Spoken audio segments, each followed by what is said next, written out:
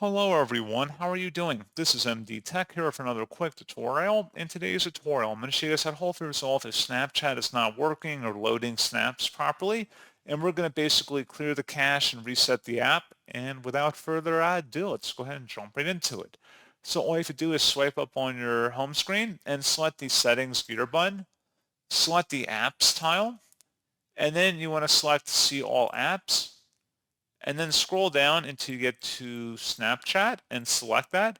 And now that we're on this page, select storage and cache, select clear cache, and see if that resolves the problem. If not, you may need to come back in here and select clear storage this time, and then select delete, and then you will have to sign back into Snapchat once you relaunch the app, and hopefully the issue would have been resolved at this point.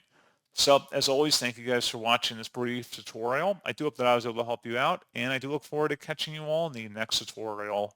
Goodbye.